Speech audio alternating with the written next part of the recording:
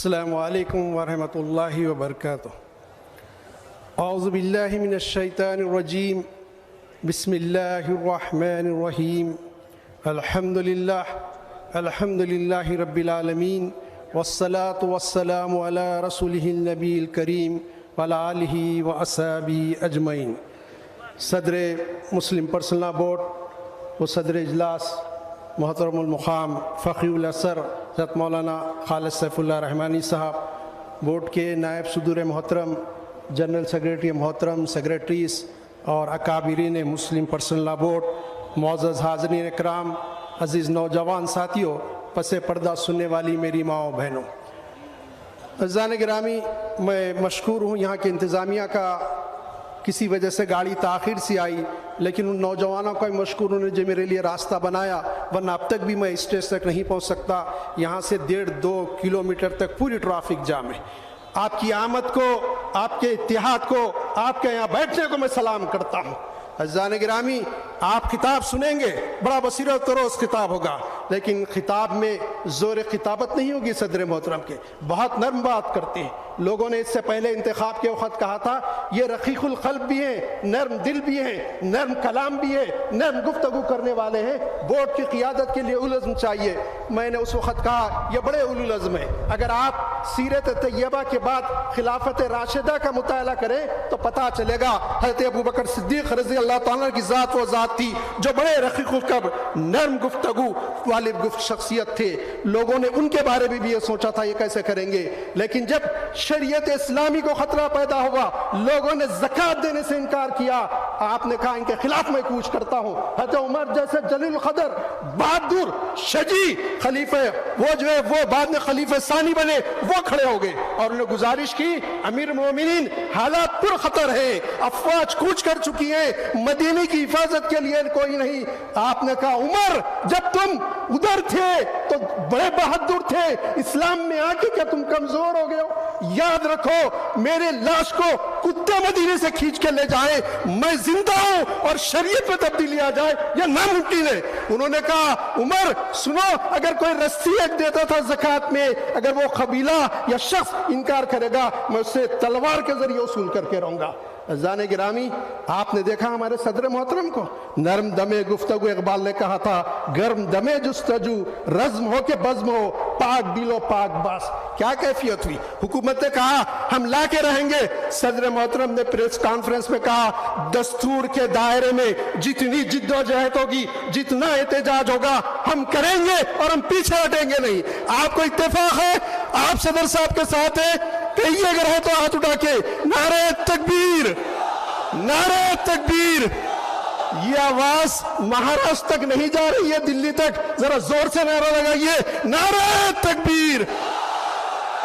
صدر محترم اور جنرل سیکریٹری صاحب، آپ لوگوں نے جو تقدو دی، جو جد و جہد دی، کوشش کی، اور ہمارے جوائنٹ سیکریٹری مولانا عمرین محفوظ رحمانی صاحب نے جو کوششیں کی اور دوسرے اساتذہ ہمارے اکابرین نے جو کوششیں کی، میں اس کو بھی سلام کرتا ہوں۔ حضرت ناسازیہ مزاج کے باوجود جنرل سیکریٹری صاحب مسلسل سفر کرتے رہے۔ عزیزان گرامی، آپ بھی 5-6-8 گھنٹے سے 4-5 گھنٹے سے یہاں بیٹھے ہیں، لیکن یاد رکھیے کہ مسلم پرسنل لاء بورڈ کی قیادت وہ قیادت ہے جو اس ملک میں تحفظ شریعت کے لیے ایک امید کی آخری کرن ہے۔ اگر اس کو دغا دی جائے گی، اس کے خلاف اگر آپ ہو جائیں گے تو پھر آپ کا رہنا دشوار کر دیا جائے گا۔ آپ عزم کے ساتھ اس ملک میں رہیں۔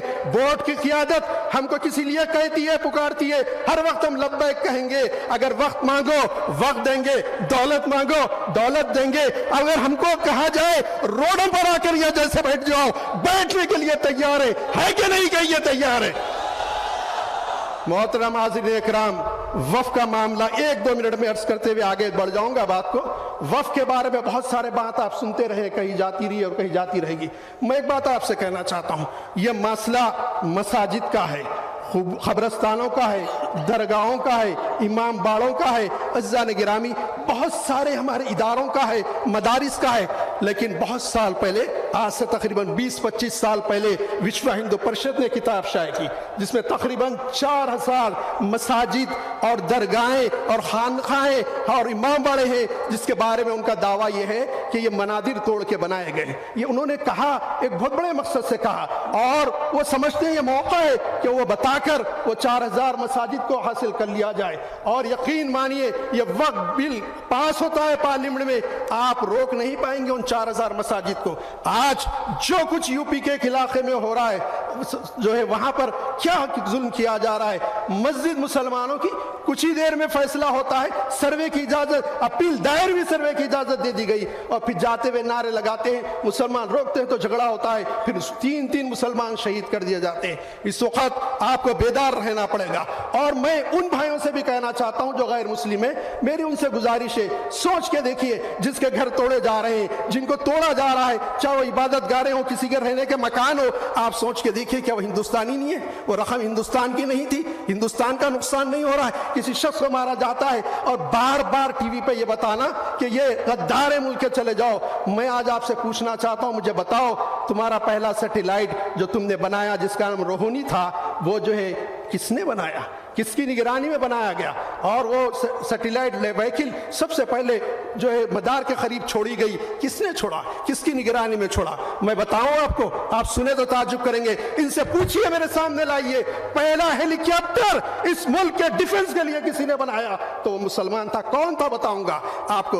अज़ीज़ान गिरामी, मिसाइल टेक्नोलॉजी में हमारा मुल्क पीछे था। एक शख्स के हाथ में दिया गया, DRDO के डायरेक्टर बने, उन्होंने कहा कि अब मैं इसको बनाता हूं। मिसाइल बनाए, इंदिरा गांधी के दौर में बनाया गया, उसको बाद में डेवलप किया गया। एक बहुत बड़े प्रोफेसर वहां हैं, मैंने एक बार उनसे पूछा, नॉन मुस्लिम, डोंगरी साहब, मैंने उनसे पूछा कि साहब आप कैसे महसूस करते हैं? तो उन्होंने कहा, खादरी साहब, मैं इस तरह महसूस करता हूं कि टीम कोई क्रिकेट खेलती है, उसका कैप्टन गायब हो तो टीम कैसे खेल सकती है? उनका नाम था जो APJ अब्दुल कलाम। इस मुल्क को ले जाने वाला एक विजन दिया। क्या विजन दिया? इंडिया 2020 का विजन दिया। क्या कहा उन्होंने उस विजन में? New millennium, a vision of new millennium. क्या दिया कि मेरा मुल्क सबसे ताकतवर होगा। क्या मुसलमान नहीं था? क्या अब्दुल हमीद, जिसने पाकिस्तानियों के मुंह दांत तोड़ दिए, खट्टे कर दिए, क्या मुसलमान नहीं था? मैं आपको बताऊं, आसाम के इलाके में बहुत पहले की बात है कि चाइना की फौज घुस के आ गई। कौन भगाए? फौज पीछे अड़ गई, BSF पीछे अड़ गई, वहां के महाराज कलेक्टर भाग गए, छोड़ के पूरे लोग भाग गए। मुसलमानों ने मस्जिदों के स्पीकर से ऐलान किया कि मुल्क की दफा के लिए निकलो। निकल के आए और तेजपुर के मुसलमानों ने चाइना की फौज को भेज दिया। हाथ में कुछ जो हथियार था घरों में लेके आए। कोई ट्रेन फौज नहीं थी, अल्लाह ने उनकी मदद की।